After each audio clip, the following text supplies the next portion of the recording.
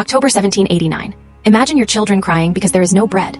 The king lives in one of the richest palaces in Europe while ordinary families cannot afford their next meal. Then something unimaginable happens. Not an army, not famous generals, but thousands of ordinary women decide they have had enough.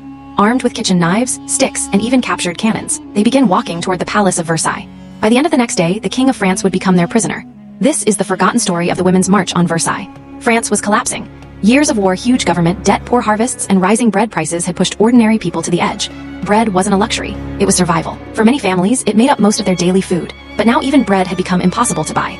On the morning of October 5th market, women gathered in Paris. They were mothers, workers, wives trying desperately to feed their families. One cry echoed through the marketplace. Bread! Soon hundreds became thousands. Their anger grew. Instead of waiting for help, they decided to bring their demands directly to the king.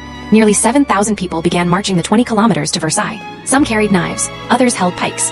A few even dragged cannons through the mud. Along the road, more people joined. The crowd became unstoppable. Contrast with starving people.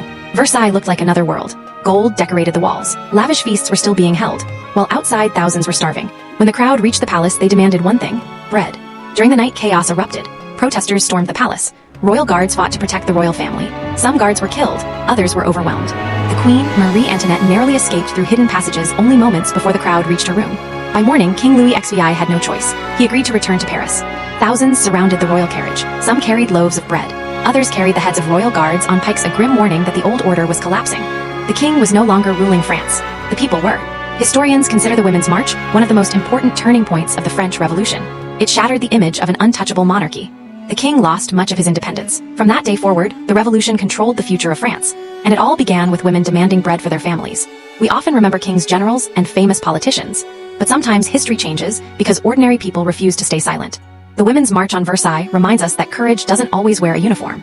Sometimes it carries an empty bread basket. If you enjoyed this forgotten story from history, subscribe for more untold events that change the world.